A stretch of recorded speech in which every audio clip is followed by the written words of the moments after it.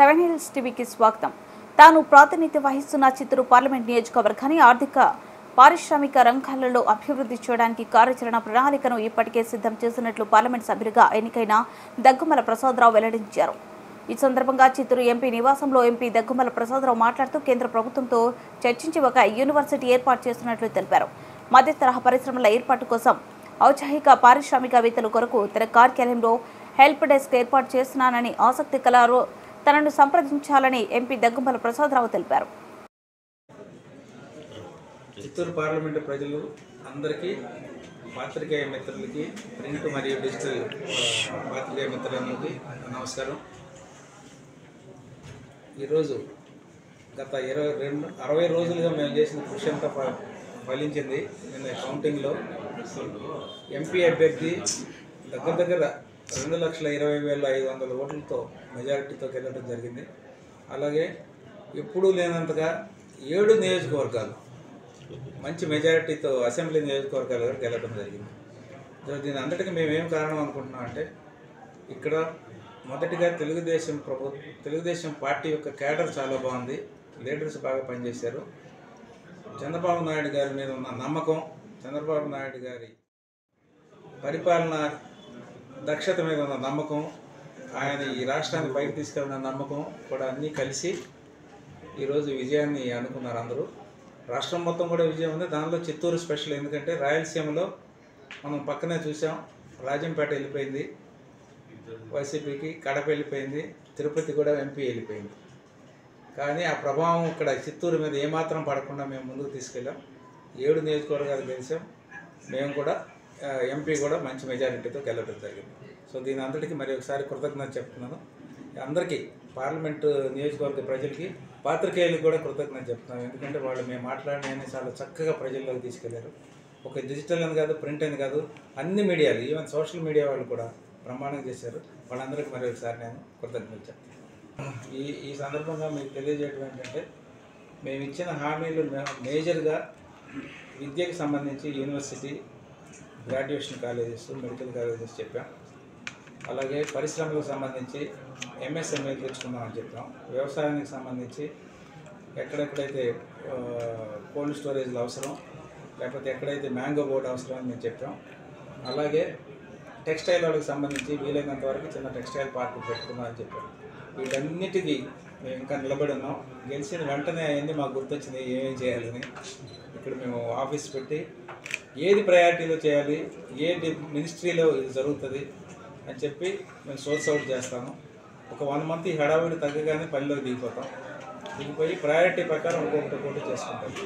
యూనివర్సిటీకి సంబంధించి మీరు 11వ తారీఖున చంద్రబాబు నాయుడు గారు కూడా ప్రామిస్ చేశారు, మీ అందరికీ తెలుసు. యూనివర్సిటీ మీ గురించి అట్లా చెప్పగానే ఒక 7 నిమిషాలు మాట్లాడారు. ఎందుకు ఈ చిత్తూరుకి మనకి యూనివర్సిటీస్ అవసరం అంటే, అంతకుముందు కంబైన్డ్ డిస్ట్రిక్ట్లో ఉన్న యూనివర్సిటీలన్నీ తిరుపతికి వెళ్ళిపోయింది. మన డిస్ట్రిక్ట్స్ని అనాథగా చేసి అన్నీ తీసుకొని పోయారు. ఇండస్ట్రీస్ కూడా అటే వెళ్ళిపోయింది. మేజర్ ఇండస్ట్రీస్ అన్న రేణిగుంట అటు వెళ్ళిపోయింది, మనకు రాలేదు. సో కాబట్టి అవన్నీ నేను చూస్తానని చెప్పి చంద్రబాబు నాయుడు గారు కూడా మనకు ప్రామిస్ చేశారు. సో దాన్ని కూడా సార్కి గుర్తు చేసి మనం అన్నీ ఇంప్లిమెంట్ చేయడానికి సాధ్యమైనంత అన్నింటినీ ఆచరణలోకి తేయడానికి ప్రయత్నం చేస్తాం. షుగర్ నుంచి సమస్యలు ఉన్నాయండి. కోఆపరేటివ్ షుగర్ మిల్సా, ప్రైవేట్ షుగర్ మిల్సా? కోఆపరేటివ్ షుగర్ మిల్స్ ఏమో ప్రాబ్లమ్స్ ఉన్నాయి. ప్రైవేట్ మిల్స్ బ్రహ్మాండంగా నడుస్తుంది, మీరు చూస్తున్నారు. ఇంకా మనం పంట పండించి వాడికి సప్లై చేస్తాం. అట్లాగే డైరీ కూడా కోఆపరేటివ్ సెక్టర్ కొంచెం తగ్గింది, కానీ మిగతా అన్నీ బాగానే ఉన్నాయి. ఈ డిస్ట్రిక్ట్లో ఒక డైరీ కాదు, అన్ని డైరీలు. అది ఇంకా ఎక్స్పాండ్ చేయొచ్చు, ఇంకా స్కోప్ ఉంది ఇక్కడ. మనకు ఏదైతే బాగుంటుందో దాన్ని, ఏ బావిలో నీళ్ళు ఉన్నాయో అవి తోడుకోవాలనుకుంటున్నాం. ఇంకా సోర్స్ ఉంది ఇక్కడ. కాబట్టి రైతులందరికీ ఇంకా ఎంత డెవలప్ చేయగలం. ఇండియాలోనే డైరీకి ఇంకా స్కోప్ ఉంది. మనం ఇంతవరకు ఎక్స్పోర్ట్ చేసే స్థాయికి రాలేదు. మనం ప్రొడ్యూస్ చేసింది మనమే కన్జ్యూమ్ చేస్తున్నాం. మిల్క్ ప్రొడక్ట్స్, మిల్క్ కానీ, కర్డ్ కానీ, వెన్న కానీ, చీజ్ కానీ, తర్వాత మిల్క్ పౌడర్ కానీ, ఏది చేసినా ఇంకా మనమే కన్జ్యూమ్ చేస్తున్నాం, కానీ ఎక్స్పోర్ట్ స్టేజ్కి రాలేదు. అంటే ఇంకా మనకు స్కోప్ ఉంది. సో దాని మీద కూడా మేము కాన్సన్ట్రేట్ చేస్తాం. ఆంధ్రప్రదేశ్ అసెంబ్లీ ఎన్నికల ఫలితాలలో టీడీపీ కూటమి రికార్డు స్థాయిలో స్థానాలను గెలుచుకుంది. ఊహించిన దానికంటే ఎక్కువ స్థానాలు టీడీపీ కూటమి గెలుచుకోవడంలో అనేక అంశాలు తోడ్పడ్డాయి. ముఖ్యంగా పవన్ కళ్యాణ్ కూటమిలో చేరడం అలాగే కేంద్రంలో అధికారంలో ఉన్న బీజేపీ పార్టీ తోడవడం బలం చేకూరింది. అయితే వైసీపీ ఇంత భారీ ఓటమిని చవి చూడడానికి కూడా కారణాలు లేకపోలేదు. జగన్మోహన్ రెడ్డి భారీగా ఓడిపోవడం గల కారణాల్లో మొదటగా వెనుకబడిన తరగతుల గురించి దృష్టిలో పెట్టుకుని ఆయన వ్యవహరించిన విధానాలు తీవ్ర విమర్శలను ఎదుర్కొనేలా చేశాయి. అదేవిధంగా ఒకేసారి అసెంబ్లీ లోక్సభ స్థానాలకు సంబంధించి అభ్యర్థులను ఎంపిక చేసే విధానంలో కూడా ఆయన వ్యూహం వర్కౌట్ కాలేకపోయింది. ముఖ్యంగా కొన్ని స్థానాల్లో ఆయన సిట్టింగ్ ఎమ్మెల్యేలను కాదని కొత్త వారికి చోటు ఇవ్వడం లాంటి అనేక విషయాలు కూడా ఆయన ఓటమిలో కారణమైంది.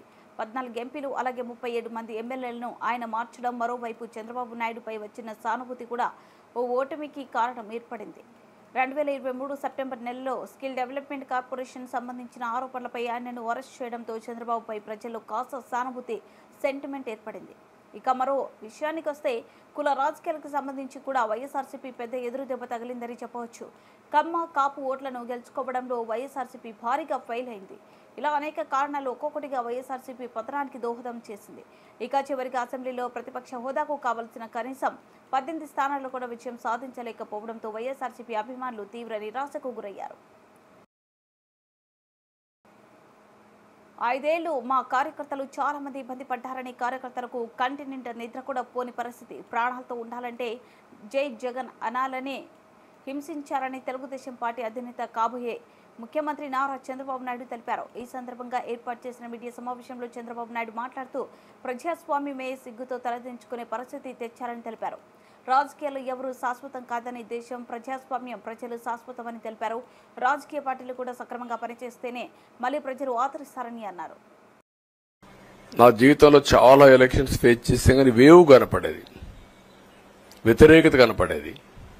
కానీ ఈ ఎలక్షన్లో ఎక్కడో అమెరికాలో ఉండే వ్యక్తి ఒక 5 లక్షలు 10 లక్షలు ఖర్చు పెట్టుకొని నేను రావాలి, ఓటేయాలి, రాష్ట్రం నిలబడాలి, ప్రజలు గెలవాలి అనే ఆవేదనతో వచ్చారు.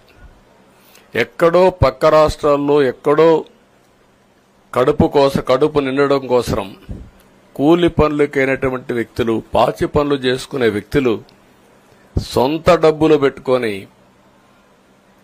నేరుగా ఇక్కడ రైల్వే స్టేషన్లో చూస్తే, బస్టాండ్లో చూస్తే భోజనం కూడా ప్యాక్ చేసుకొని తీసుకొచ్చి ఇక్కడ భోంచేసి ఓటేసే పరిస్థితికి వచ్చారు. ఈ కమిట్మెంట్ని ఏ విధంగా వర్ణించాలో నాకైతే అర్థం కాదు. ఏ విధంగా వాళ్ళని అభినందించాలో కూడా అర్థం కాని పరిస్థితి.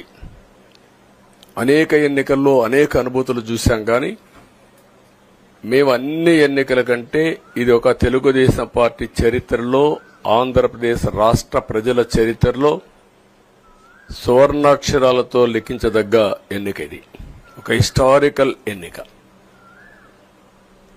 ఆగస్టు క్రైసిస్ తర్వాత ఎన్టీ రామారావు గారు పార్టీ పెట్టిన తర్వాత 83లో మేము గెలిచాం. అప్పుడు 200 సీట్లు వచ్చాయి. కొత్తగా పార్టీ పెడతానే ఎన్నికలకు వెళ్లి 9 నెలలు అధికారంలోకి వస్తే 200 సీట్లు వచ్చాయి. 94లో మీరు ఒక్కసారి చూస్తే ప్రజా వ్యతిరేకం వల్ల 3 ముఖ్యమంత్రులు మారడం వల్ల ఆ రోజు మీరు ఎన్నికలు చూస్తే దగ్గర అపోజిషన్ పార్టీకి రిక్వైర్డ్ నెంబర్ అంటే అపోజిషన్ లీడర్గా వచ్చే స్టేటస్ రాకుండా వచ్చాయి. అవన్నిటిని వర్పించే విధంగా ఈసారి ఊహించని విధంగా వచ్చింది. అంటే దానికి కారణాలు నేను ఎక్కువ చెప్పక్కర్లేదు, అనుభవించిన ప్రజలకే అర్థమవుతుంది. ఇదే అసెంబ్లీలో నాకు, మా కుటుంబానికి, మా మిస్సెస్కి జరిగినటువంటి అవమానానికి నా జీవితంలో ఎప్పుడూ బాధపడలా. నా మీద బాంబులతో దాడి చేసినప్పుడు కూడా వీరోచితంగా ఎదుర్కొన్నా. 2003 సెప్టెంబర్, అక్టోబర్ నాకు ఇప్పటికి కూడా జ్ఞాపకం. ఆ రోజు నా మీద బాంబులు చేసినప్పుడు చాలా ఒక పానిక్ రియాక్షన్లో కూడా నేను భయపడలేదు. అలాంటి వ్యక్తిని మీరు చూస్తే, అది ఆ సంఘటన చూసిన తర్వాత ఇలాంటి కౌరవ సభలో ఉండడం కరెక్ట్ కాదని అసెంబ్లీలో చెప్పి, దానికి కూడా మైక్ ఇవ్వకపోతే చెప్పేసి బయటొచ్చి ప్రెస్ కాన్ఫరెన్స్ చెప్పి అనౌన్స్ చేశాను. మళ్లీ క్షేత్రస్థాయిలో గెలిచి అసెంబ్లీని గౌరవ సభ చేసి అసెంబ్లీకి ఎంటర్ అవుతానని చెప్పాను. నేను ఏదైతే ఆ రోజు ఒక ప్రతిజ్ఞ చేశానో దాన్ని నిజం చేయడానికి ప్రజలు సహకరించారు. మామూలుగా సహకారం కాదది. నేను ఇన్ని సంవత్సరాలు చాలాసార్లు చాలా ఎలక్షన్లో గెలిచాం, కొన్ని ఎలక్షన్లో ఓడిపోయాం. ఎలక్షన్లో ఓడిపోయినప్పుడు నేను ఎప్పుడూ కుంగిపోలేదు. ఎలక్షన్లో గెలిచిన తర్వాత గంతులేయలేదు. నిబ్బరంగా ఓడిపోయినప్పుడు ఒక బాధ్యత ప్రతిపక్షంలో ఉండి పనిచేయాలి, గెలిపించినప్పుడు ఒక బాధ్యత ప్రజలకు మెరుగైన సేవలు అందించి వాళ్ళని ముందుకు తీసుకుపోవాలని ప్రయత్నం చేశాం. ఎప్పుడూ ప్రజాప్రచారమే ఉన్నాం. అలాంటిది జరిగిన తర్వాత ఈరోజు మళ్లీ ఇదే అసెంబ్లీకి నేను ఏదైతే చెప్పానో అది చేసి వెళ్ళడం అనేది ఒక తృప్తి, ఒక గౌరవం. ఆ గౌరవాన్ని నిలబెట్టిన ప్రజలను కూడా మనస్ఫూర్తిగా అభినందిస్తూ మీ రుణం తీర్చుకుంటాం. ఏ విధంగా పనిచేయాలో పనిచేస్తాం. మీ ఎక్స్పెక్టేషన్స్ ప్రకారం పనిచేసి అయితే ఎప్పటికప్పుడు మీరందరూ కూడా మేము ఓటేశాం, మా పని అయిపోయింది, ఇంకా మీరు చూసుకోండి కాకుండా ఎప్పటికప్పుడు మమ్మల్ని నడిపించే బాధ్యత, మాకు సహకరించే బాధ్యత, మళ్లీ రాష్ట్రంలో ఉండే ప్రజలందరం బాగుపడాలంటే ఏం చేయాలో మేము చేసినప్పుడు ఎప్పటికప్పుడు ఫీడ్బ్యాక్ ఇచ్చి నడిపించే బాధ్యత తీసుకోవాల్సిందిగా వారిని కోరుతున్నా. చిత్తూరు ఎమ్మెల్యేకి మంత్రి పదవి వస్తే సంతోషిస్తామని తెలుగుదేశం పార్టీ జిల్లా అధ్యక్షుడు సిఆర్ రాజన్ తెలిపారు. చిత్తూరు లక్ష్మీనగర్ కాలనీలోని చిత్తూరు శాసనసభ్యులు గురిజాల జగన్మోహన్ నివాసంలో సిఆర్ రాజన్ మీడియాతో మాట్లాడుతూ వైసీపీ ప్రభుత్వం అధికారంలోకి వచ్చినప్పటి నుండి ప్రజా వ్యతిరేక విధానాలు ఇబ్బందులకు గురి చేసిందని విమర్శించారు. చిత్తూరు జిల్లాలో తెలుగుదేశం పార్టీ అత్యధిక స్థానాలు టీడీపీ కైవసం చేసుకోవడం చంద్రబాబుపై నమ్మకం, అధికార పార్టీపై వ్యతిరేకత ఖచ్చితంగా కనబరుస్తుందని వెల్లడించారు. రాష్ట్ర మంత్రివర్గంలో చిత్తూరు జిల్లా పెద్దపీట వేసే అవకాశాలు ఉన్నట్లు తెలిపారు. ఇప్పటి వరకు జిల్లా కేంద్రమైన చిత్తూరు మంచి ఒక మంత్రి కూడా పదవి చేపట్టకపోవడం చిత్తూరు జిల్లా పూర్తిగా వెనుకబడి ఉందన్నారు. చిత్తూరు శాసనసభలో గురిజాల జగన్మోహన్ కి మంత్రి పదవి కేటాయిస్తే సంతోషిస్తామని తెలిపారు. ఈ కార్యక్రమంలో చిత్తూరు ఎమ్మెల్యే గురిజాల జగన్మోహన్ తండ్రి గురిజాల చెన్నకేశవులు నాయుడు పాల్గొన్నారు. మే 13 జరిగిన ఆంధ్రప్రదేశ్ రాష్ట్ర ఎన్నికల్లో అటు ఎమ్మెల్యేలు కానీ ఇటు ఎంపీలుగా కానీ ఆంధ్రప్రదేశ్ ప్రజలందరూ కూడా తెలుగుదేశం పార్టీని, చంద్రబాబు నాయకత్వాన్ని బలపరుస్తూ అత్యధిక మెజారిటీని క్రియేట్ చేశారు. చంద్రబాబు నాయకత్వం మీద నమ్మకంతో ఒక క్రమశిక్షణ కలిగిన రాష్ట్రంగా ఆంధ్రప్రదేశ్ ఉండాలని, అభివృద్ధి పదంలో పయనించాలని, కాస్త ఆర్గనైజర్గా ఉండాలని కూడా ప్రజలందరూ కూడా ఆశించారు. దానికి సరైన నాయకుడు చంద్రబాబు నాయుడే అని నమ్మి ఈరోజు ఆంధ్రప్రదేశ్ అభ్యర్థులందరికీ కూడా నిలబడిన అందరు అభ్యర్థులు కూడా గెలిపించడం జరిగింది. 164 ఎమ్మెల్యే సీట్లు, అంతేనా? 164 ఎమ్మెల్యే సీట్లు, అలాగే ఎంపీ 21 ఎంపీ సీట్లు కూటమికి గెలిపించడం జరిగింది. దీని అందరికి కూడా ప్రజలకి పేరు పేరున అందరికీ కృతజ్ఞతలు తెలియజేసుకుంటున్నాం. ముఖ్యంగా చిత్తూరు జిల్లాలో చిత్తూరు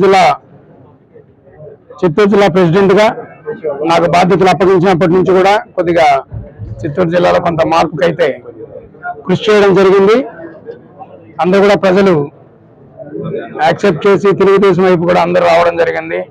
ఆ రాక్షస నాయకత్వం, జగన్మోహన్ రెడ్డి రాక్షస నాయకత్వాన్ని విసర్జించాలని, అతను తరిమి కొట్టాలని, రాష్ట్రంలో వైఎస్ఆర్ పాలన పోగొట్టాలని ప్రజలందరూ కూడా నిశ్చయించుకొని ఇక్కడ జిల్లాలో 7 సీట్లు ఎంపీ అభ్యర్థిని కూడా గెలిపించడం జరిగింది.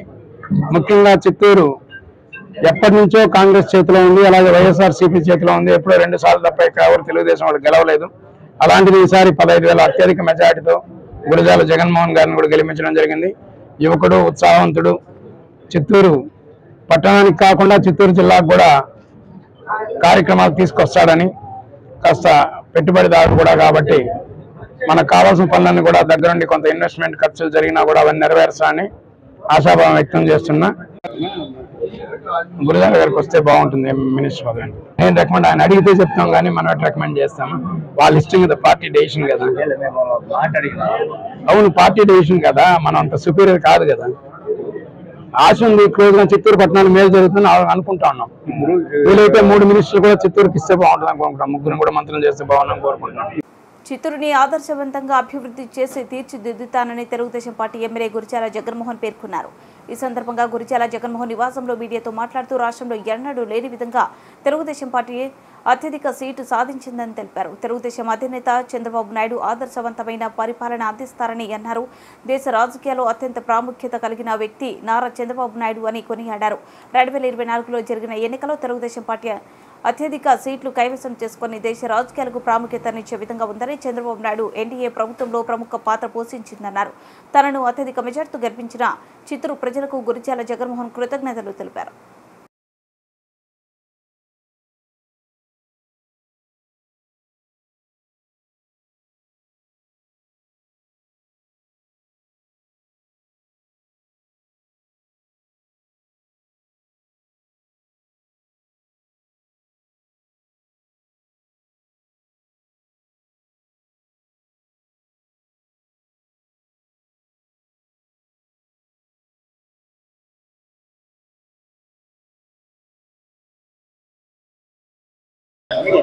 నిన్న వచ్చిన ఆంధ్ర రాష్ట్ర ఫలితాల పైన యావత్ ఆంధ్ర రాష్ట్రమే కాదు భారతదేశం మొత్తం శ్రీ నారా చంద్రబాబు నాయుడు వైపే చూడడం, ఒక తెలుగోడుగా ఒక ఆంధ్ర రాష్ట్రంలో జన్మించిన ప్రతి ఒక్క తెలుగోడు కూడా ఈ రోజు గర్వంతో కాలర్ ఎగరేసుకొని బతికే విధంగా మనం రానున్న రోజుల్లో ఆంధ్ర రాష్ట్ర ముఖ్యమంత్రిని చూడబోతున్నాం. అందరూ అనేవాళ్ళు దేశ రాజకీయాల్లో చంద్రబాబు నాయుడు గారు చక్రం తిప్పారు అని. అప్పుడు వయసు రీతి కూడా మాకంతా వయసు తక్కువ. ఈ రానున్న 2024లో మాత్రం ఖచ్చితంగా ప్రపంచం చూసే విధంగా నారా చంద్రబాబు నాయుడు గారు ఆంధ్ర రాష్ట్రాన్నే కాదు భారతదేశానికి కూడా కావాల్సిన సలహాలు సూచనలు, వారు ఈ ఎన్డీఏకి కన్వీనర్ కావడం కూడా మనందరికీ తెలుగోళ్ళకి మరీ ముఖ్యంగా ఆంధ్ర రాష్ట్ర ప్రజలు ఎంతో గర్వంతో తలెత్తుకొని తిరిగే విధంగా మా తెలుగుదేశం పార్టీ అధినాయకులు ఈ రోజు ఆ స్థానంలో ఉండడం మనందరికీ కూడా ఎంతో గర్వకారణం. ఖచ్చితంగా ఏదైతే నా నియోజకవర్గ ప్రజలు నాకు మద్దతు తెలిపారో, నేను ఏవైతే హామీలు ఒక ఎమ్మెల్యేగా నేను చెప్పానో వాటితో పాటు మా ముఖ్యమంత్రి గారు మా తెలుగుదేశం పార్టీ ఏవైతే మేము మేనిఫెస్టోలో పెట్టి ప్రజలకు అందిస్తామన్నామో తక్షణమే రానున్న ఈ 9వ తేదీ ప్రమాణ స్వీకారం తరువాత మంత్రివర్గం ఉంటుంది. తదనంతరం ఇమీడియట్ గా ఏవైతే మేము హామీలు ఇచ్చామో వాటన్నిటిపైన కూడా సమగ్ర ఆలోచనలతో ముందుకు తీసుకుపోయే విధంగా మా ప్రణాళిక ఉంటుంది.